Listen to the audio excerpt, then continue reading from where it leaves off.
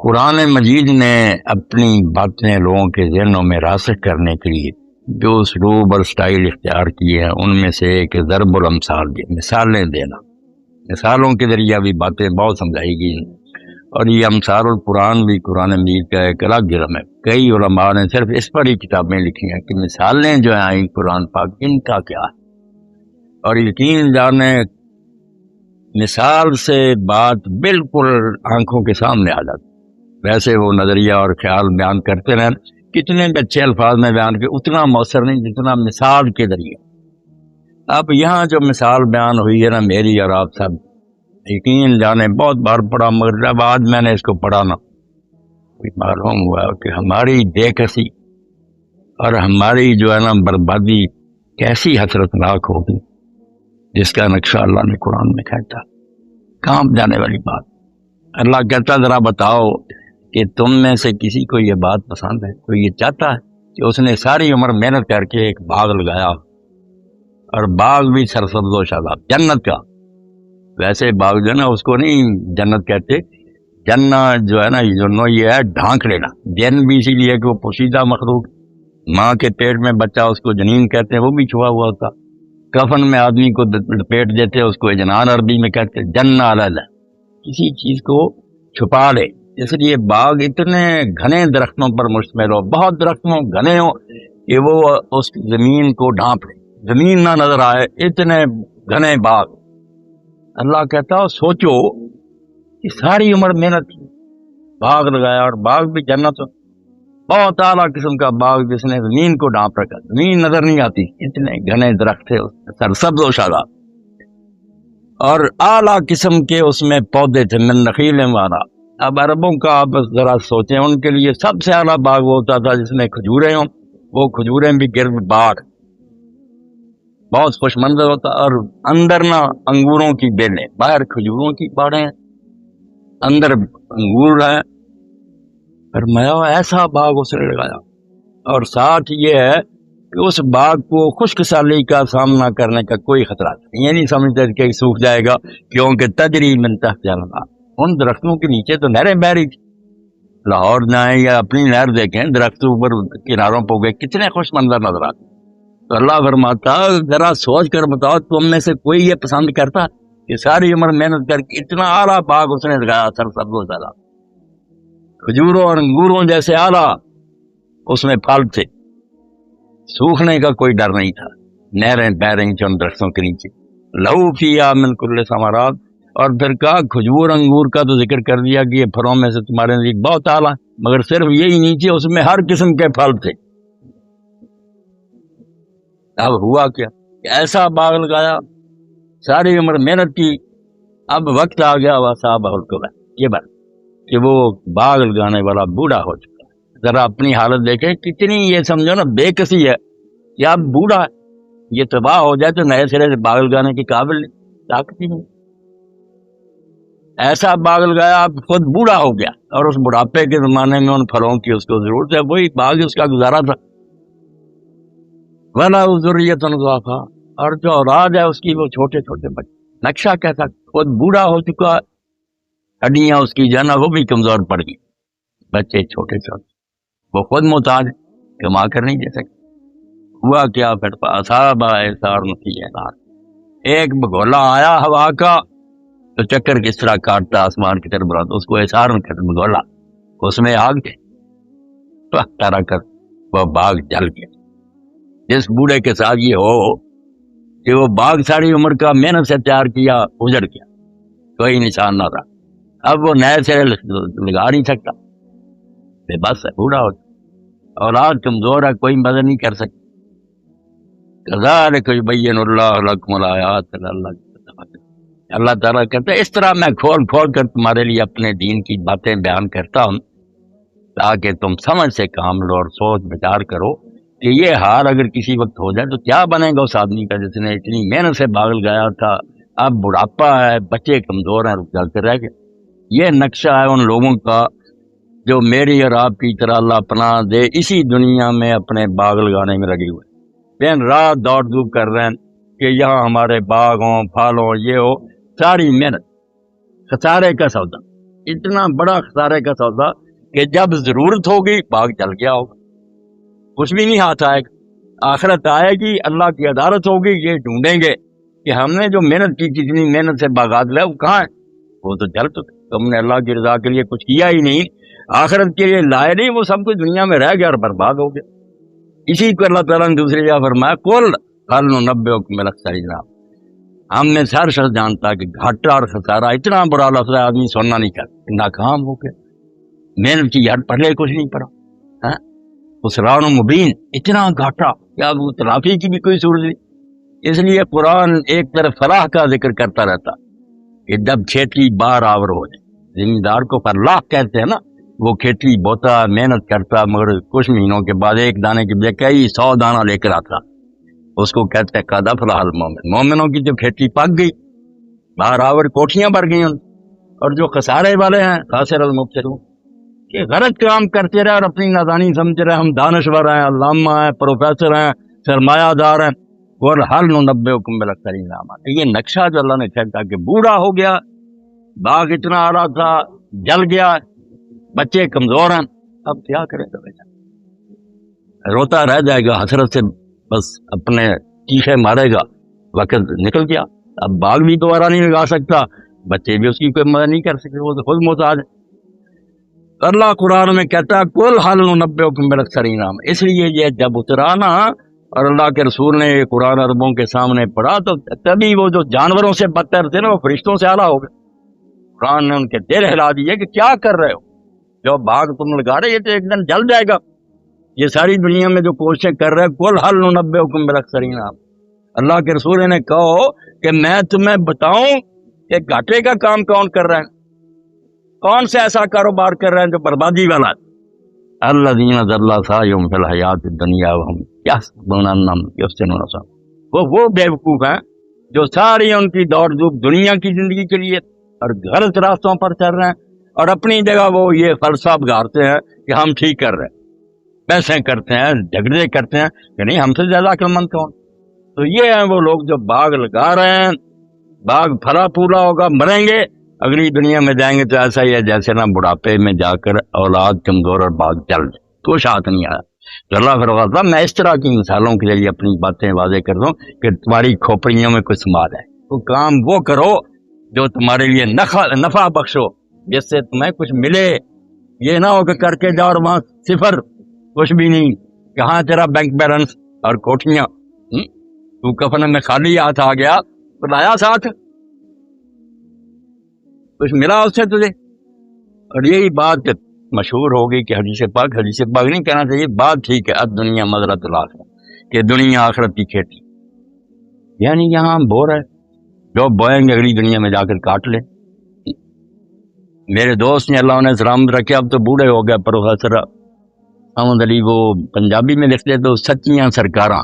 آدم علیہ السلام سے لے کے نا رسول اللہ تک انہوں نے سب انبیاء کی سیرت لکھی ہے پنجابی شعروں میں، میرے سے حوالے لیتے رہے کتابیں نے، بہت اچھے آدمی، نیک ہیں، پرہیزگار،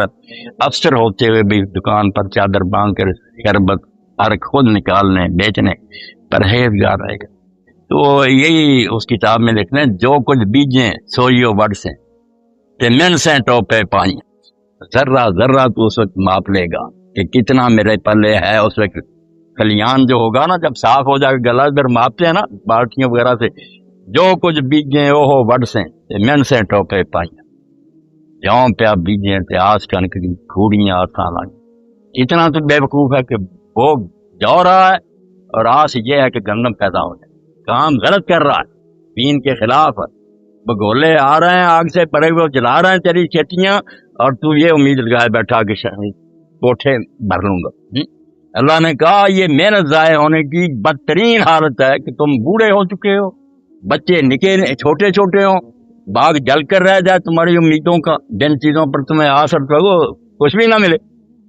اس سے زیادہ بری حالت کسی کی ہو سکتی۔ حالانکہ میری آپ سب کی حالت یہ دنیا کے پیچھے پڑے ہوئے ہیں، رات دن اس کو سنوارنے کی فکر ہے کہ بچے زیادہ پڑھ جائیں، نوکریاں مل جائیں، اچھی بیویاں مل جائیں، کوٹھی آ جائے، یہ ہو جائے، کوئی نہیں سوچتا کہ یہ تو اسی دنیا میں دھرا رہ جائے گا، مرنے کے بعد جب وقت آئے گا اس کے لیے بھی کچھ ہے۔ اگر یہی چیزیں اللہ کی رضا کے لیے کرتا ہے، ان کو اولاد کو دین کے لیے تیار کرتا، کوٹھیاں جو تھی بناتا، جیسے کہ کسی بزرگ نے کہا یار ادھر کو تھوڑا سا رکھ دو روشن دان، ادھر سے آواز اذان کی تو آئے گی، وہ کتنی اچھی نہیں ہے۔ یہی دنیا آخرت بنانے کا ذریعہ بن جاتی، مگر نہیں، اس کو سرے سے بلا دیا، حلال و حرام سے بس اس کو ہی سنوارنے میں لگے رہے۔ وقت آیا، اگر بگولا آیا آگ سے بھرا ہوا، باغ جل کر رہ گئے، تباہ ہو کے رہ گئے۔ اور اسی کو نیک لوگ چیختے ہیں، چلاتے ہیں، خواہ وہ اردو میں لکھتے ہیں، پنجابی میں لکھتے ہیں، عربی میں، سب دعائی دیتے ہیں۔ تو آیا سیں لال خریدنے ڈھیر ہینگ اجوین دے لا بیٹھو، تجھے تو اس دنیا میں بھیجا تھا کہ ہیرے خرید کے لانا، تو آیا سیں لال خریدنے نو ڈھیر ہینگ اجوین دے لا بیٹھو، تو نکمی بوٹیاں لے کر بیٹھ کے قبر میں گیا۔ اس وقت پہلے کچھ بھی نہ، فرشتوں نے کہا لے کر کیا ہے؟ اور یہی بات اللہ کے رسول علیہ السلام نے فرمائی، خدا ابھی میں کس طرح میں نے جوڑا کہ جب مرتا ہے کوئی شخص، غارت بنو آدم ما اللہ، انسان بیٹھ جاتے ہیں، آدمی کیا چھوڑ گیا، کتنے بچے ہیں، بچیاں کیا کر رہے ہیں، جائیداد، یہ اس کھاتے کو لے بیٹھتے ہیں بیوقوف۔ قالت بنو آدم ما خلف وقالت الملائکۃ ما خلف، اور ادھر فرشتے کھاتا کھول لیتے ہیں کہ لے کر کیا، چھوڑ کر جو آگے ہمیں اس سے کیا، جو لے کر آیا وہ پیش کرے۔ اللہ فرماتا جس کا باغ اتنا قیمتی رالا گولا آیا، وہ خود بوڑھا ہے، بچے کمزور ہیں، اجڑ جائے، اور ساتھ پوچھا یہ بدعا تو تم میں سے کوئی اس بات کو پسند کرے گا؟ یعنی نہیں کرے، جھنجھوڑا ہے کہ تم یہ سودا کر سکتے ہو؟ نہیں، ہر شخص کرے توبہ ایسا نہ ہو۔ تو اللہ کہتا کر تو رہے ہو یہی بات کہ باغ اپنا اجاڑ رہے، پیا سنگ بہاجیا کوڑیاں نو کھٹن واسطے لال جوار آئے، یا کوڑیاں کا وپار کر لیا نا، کوڑیاں خرید لیں، وہ جو اصل کاروبار تھا چھوڑ دیا۔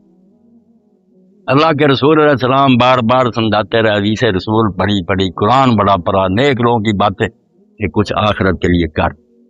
یہاں ٹھہراؤ جو ہے نا عارضی ہے، چند دنوں کے لیے، اور کوئی پتہ نہیں کس وقت اس دنیا سے چلا جائے۔ اپنی موت کے بارے میں بھی کوئی شخص آگاہ نہیں ہے کب آ جائے۔ انہی دنوں میں ماسٹر صاحب بھی بیٹھے ہیں، حکیم صاحب بھی میرے بھی بڑے محبوب دوست تھے، چودھری سفر صاحب فوت ہو گئے، چھوڑ گئے دنیا، 9 دن قوم میں میرے، کوئی خبر نہیں۔ تو ہر شخص جو ہے نا دنیا سے اس نے جانا ہے، مگر بس یہی سمجھے بیٹھے ہیں کہ لوگ جا رہے ہیں، ہم نہیں جائیں گے۔ ایسے باغ لگا رہے ہیں جو اجڑ جائیں گے، اور جہاں لگانے چاہیے پودے وہاں ایک بھی نہیں۔ حضرت سیدنا ابراہیم علیہ السلام جب اللہ کے رسول علیہ السلام سے لیلۃ المعراج میں ملے تو حدیث پاک میں آتا، انہوں نے کہا ان کو میرا سلام کہنا۔ خلیل اللہ علیہ السلام نے کہا، اور انہیں خبر دینا کہ جنت کی زمین بڑی زرخیز، بہت عمدہ، مگر ہے ویران، یہاں کوئی باغ نہیں ہے، کوئی ویران کا۔ یہ بات سمجھنے کی کتنی گہری بات ہے کہ مفت میں جنت نہیں ملے گی کہ بنی بنائی تجھے مل جائے۔ فرمایا زمین طیبہ تربہ، بہت عمدہ ہے، پانی اچھا ہے، مگر یہاں چٹیل پڑی، پودے تم خود لگاتے ہو، دنیا میں لگاؤ گے تو لگیں گے، اور آ کر اس کا پھل کرو۔ تو فرمایا اس کا غراس کیا پودے ہیں؟ فرمایا کہنا سبحان اللہ والحمدللہ ولا الہ الا اللہ واللہ، یہ کلمہ بہت پڑھا گیا۔ اس لیے وہاں جو ملنا ہمارا اپنا بویا ہوا ملنا، مفت میں کچھ نہیں ملتا۔ اس لیے ایک حدیث پاک میں آتا فرشتے محل بناتے ہیں وہاں، پھر رک جاتے ہیں، تو پوچھتے ہیں دوسرے فرشتے اب نہیں تم بنا رہے بلڈنگ؟ وہ کہتے ہیں وہ میٹیریل نہیں بھیجا، پیچھے سے سامان بھیجے تو بنائے نا، جزاء بما کانوا یعملون، جو کرتے تھے وہی بدلے میں، کوئی نئی بات نہیں سامنے آئی۔ اس لیے جنہوں نے یہاں باغ اپنے اعلیٰ سے اعلیٰ تیار کیے، اگر اللہ کو راضی نہ کیا، وہ بگولا آیا چل، مرنے کے بعد کچھ پلے نہیں پڑا۔ جنہوں نے اللہ کی رضا کے لیے کیا، انہوں نے ایک سبحان اللہ ہی نیک نیت سے کہا، درخت لگ گیا جس کے سائے میں اللہ کے رسول فرماتے ہیں 100 سال گھوڑے کا سوار چلے گا تو سایہ ختم نہیں کرے، دل ذلیل، بہت عمدہ سایہ، خوشی کی۔ تو سمجھنے کی بات جو قرآن پاک نے سمجھائی، حدیث رسول نے سمجھائی، وہ یہی ہے کہ دنیا کو سنوارنے میں لگا رہو گے، اور یہ فکر چھوڑ دو گے کہ بعد میں کیا بننا۔ من احب دنیا وذر بآخرت، دنیا سے پیار کرو گے پر آخرت کو برباد کر لو گے۔ من احب آخرت وذر بدنیا، اگر یہ ہوگا کہ وہ سنوارنی ہے، جس کا نقصان بھی ہو جائے تو کوئی پرواہ نہیں، تو فرمایا اللہ کے رسول نے کہ دنائی کیا کہتی، ایک شے جو وہ ختم ہو جانے والی ہے اس کو سنوارنا چاہیے، یا اس کو سنوارنا چاہیے جو کبھی بھی ختم نہیں ہوگی۔ فآخر ما یبقى علی ما یبقى، جو فنا ہو جانے والی ہے اس کو ہاتھ سے جاتی ہے، تو جانے دو، جو ہمیشہ رہنے والی ہے اس کو ترجیح دو، اس کو پکڑو کہ وہ نہ ہاتھ سے جاتی رہے۔ مگر سب یہ غلط کام کر رہے ہیں، خسارے کا سودا، اور اسی کو اللہ تعالیٰ فرماتا ہے اولئک الذین اشتروا الضلالۃ بالہدی، ہدایت کو چھوڑ دیتے ہیں، گمراہی خریدتے ہیں۔ لیکن دونوں رہے سودے، منڈی لگی ہوئی ہے، ہدایت بھی بک رہی ہے، اللہ کے بندے چیخ رہے ہیں کہ آؤ یہ ہدایت کر، نہیں وہ نہیں سودا خرید۔ اولئک الذین اشتروا الضلالۃ بالہدی، ہدایت کی بجائے گمراہی والی دکان پر جاتے ہیں، وہ خریدتے ہیں، ان لیڈروں کے پیچھے چلتے ہیں، ان فلسفیوں کی باتیں مانتے ہیں، ان جو بدماش اسی طرف لے جاتے ہیں۔ فما ربحت تجارتهم وما كانوا مهتدين، کیسے پیر کلمہ قرآن کے شروع میں فما ربحت تجارتهم، ان لوگوں نے جو سودا کیا اور جو تجارت کی اس سے کوئی نفع نہیں، کچھ پلے نہ پڑا، وما كانوا مهتدين، اور یہ سیدھے راستے پر نہیں تھے، غلط کام کر رہے تھے، عقل چیختی رہی، دین چیختا رہا کہ فانی شے کو چھوڑ دے، باقی کی فکر کر، کوئی نہیں سمجھ۔ اور جن لوگوں کے جنازوں میں ہم شریک ہوتے ہیں، تعزیت کے لیے جاتے ہیں، وہاں سے بھی کچھ سیکھ کے نہیں آتے۔ اب تو کثرت قلب اتنی ہو گیا، آپ دیکھیں لوگ جنازے کے ساتھ جا رہے ہیں، ہنس رہے ہیں، آپس میں باتیں کر رہے ہیں، فلاں حال سناؤ، فلاں کاروبار کا کیا، شرم نہیں آتی کہ جہاں اللہ تعالیٰ انتہائی خاموشی چاہتا، کوئی ذکر بھی نہیں۔ فقہاء لکھتے ہیں کہ صحابہ کرام کہتے ہیں ذکر بھی جو ہے مکروہ ہے، کوئی ذکر نہ کرو، سر جھکا کر سوچے جاؤ کہ اس کے بعد میرا نمبر شاید آ جائے، مراقبہ کرو، ذکر کرنے کے لیے اور بہت موقع، دھیان کرو کہ اس کو اٹھا کر جا رہا ہے، پھر کیا ہمارا بنے گا۔ تاریخ میں ذکر آتا رہا، اولیاء اللہ میں بڑے مشہور ہے احمد السبتی، یہ ہارون رشید کا بیٹا تھا مگر اولیاء میں سے ہو گیا، اس لیے سبتی کہتے ہیں۔ ہفتے کے دن چھٹی کرتا تھا، 6 دن کام کرتا، مزدوری، خلیفۃ المسلمین کا بیٹا، اور خلیفہ بھی وہ جو بادل آئے تو کہتا تھا کہ تو جہاں جی چاہے جا کر برس، یا وہ میری سلطنت ہوگی یا غیروں کی بھی ہوگی، تو وہاں سے مجھے خراج آئے گا، وہ مجھے ٹیکس ادا کریں گے۔ اتنا بادبرو سلطان تو دربار میں بیٹھا ہوا تھا، وزیر امیر جمع تھے، سیر بھی تھے۔ احمد آیا، اب احمد درویش تباہ تھا، سادہ لباس پہ، تو اس نے کہا، امیر و وزیروں نے اکسا دیا کہ امیر میں اس بچے نے تو آپ کو ذلیل کر دی، یہ خلیفہ کے بیٹے کے لباس۔ تو امیر المومنین نے بھی کہہ دیا کہ احمد تو نے یار لوگوں کی نظروں میں مجھ سے رسوا کر دیا۔ اب وہ نیک بچہ تھا، اس نے کہا ابا جی سچ پوچھیں تو آپ نے مجھے نا اللہ رسول کے سامنے ذلیل کر دیا، قیامت کے دن کیا میں کہوں گا کہ میرا ابا اس طرح حکومت کرتا رہا، اور اگر آپ مجھ سے ناراض ہیں تو میں جاتا۔ وہ پھر بصرہ چلا گیا، مگر امیر المومنین جاتے وقت نا ایک نشانی کے طور پر کوئی چیز دے، میرے یہ نشانی جو نہیں مانا، اس نے کہا میں نہیں تیرے پاس رہوں، اور بصرے میں قبرستان میں ٹک کے 6 دن مزدوری کرنا، کسی کو خبر نہیں کہ یہ سلطان کا بیٹا محنت کرنی، مزدوروں سے زیادہ اچھی مزدوری کرنی، اور لوگ ڈھونڈتے رہتے کہ اس مزدور کو ڈھونڈو یار، اور 7 دن روزہ رکھتا پھر نہیں کام کرتے۔ لوگوں نے دیکھا کہ اب نہیں آتا، ڈھونڈتے ڈھونڈتے گئے تو آخر وقت تھا، فوت ہو رہا، تو انہوں نے پھر کہا کہ کوئی وسیعت، انہوں نے کہا یہ نشانی جو ہے نا ہارون تک پہنچا دینا، اور اشعار میرے 2 سنا دینا، یا صاحبی لا تغترر بتنام، اور میرے بھائی اس دنیا کے عیش و عشرت سے دھوکہ نہ کھا، وَإِنَّ الْعَيْشَ يَفْنَىٰ وَالنَّعِيمُ يَزُولُ، یہ عیش ختم ہو جائے گا اور یہ نعمتیں ایک دن مٹ جائیں گی۔ وَإِذَا حَمَلْتَ إِلَى الْقُبُورِ جَنَازَةً، اور جب تو جنازہ اٹھا کر قبروں کی طرف جائے، فَاعْلَمْ بِأَنَّكَ بَعْدَ مَحْمُولٌ، تو سمجھ لے کہ اس کے بعد تجھے بھی اٹھا لیا جائے۔ جب وہ نشانی لے کر گئے اور یہ شعر سنائے، ہارون بڑا رویا، اور اس نے پوچھا کس حال میں رہا؟ جب مزدوری کا بتایا، انہوں نے کہا یار تمہیں ترس نہ آیا کہ وہ رسول اللہ کی اولاد میں سے تھا اور میرا بیٹا، انہوں نے کہا اس نے ساری زندگی یہ رات کھولا ہی، بس مزدوری کر کے گزارا کرتا۔ بات اللہ اور اس کا رسول یہی سمجھا رہے ہیں کہ کاروبار وہ کرو، وہ باغ لگاؤ، جو وقت آئے کھانے کا تو پھر میرے وہ پھل ملے، یہ نہ ہو کہ کیا کرایہ سب ضائع ہو۔ اتنی پیاری اور عمدہ تمثیل ہے کہ کوئی چاہتا ہے تو میں جو ہے یہ سودا کرے گا کہ باغ لگایا اور وہ اجڑ گیا اور بچے بھی کمزور ہیں اور وہ بوڑھا ہو چکا۔ اگر تم نہیں چاہتے تو پھر اس خسارے کے سودے کو چھوڑ دو، جو نفع بخش سودا ہے اس کی طرف۔ اللہ کے رسول علیہ السلام نے جو زندگی گزاری ہمارے سامنے، اور نیک لوگ اسی لیے کہتے ہیں کہ بنو امیہ اپنی ضرورت کے لیے اگر حضور علیہ السلام کے روضے نہ برباد کرتے حجرے، مگر ان کے لیے موت تھی۔ لوگ جب مدینہ میں آتے ہوئے کہتے یار جن کے تم خلیفہ بنے ہوئے ان کی معیشت دیکھو، ان کا گزران دیکھو، کیسے کمرے ہیں، کیسے چھوٹے چھوٹے حجرے ہیں، तुम लोग महलों में रह रहे हो, तो फिर मस्जिद की तोसी के लिए उनको ना गिरा। और मदीना शरीफ के लोग तारीख है, आप मदीना इतना उसने रोए कि शायद हजूर की वफात पर भी ना रोए। और उलमा लिखते हैं अगर वो आज भी हुजरे होते तो हम काफिरों से कहते, किस मुंह से तुम यार कहते हो कि ये आदमी सच्चा नबी नहीं था, इसने इतनी दुनिया उनके नाम पर जाने कुर्बान कर रहे, क्या दुनिया से फायदा उठा? या आखिरी वक्त अपनी जरा गिरौ रखी अपनी बीवियों को उसने अनाज लेकर दिया, सल्तनत पैरों के नीचे थी, बैतुल माल कब्जे में था, अगर बीवियों के लिए यहूदी से उधार खरीदा, बाद में जरा फक्र आई।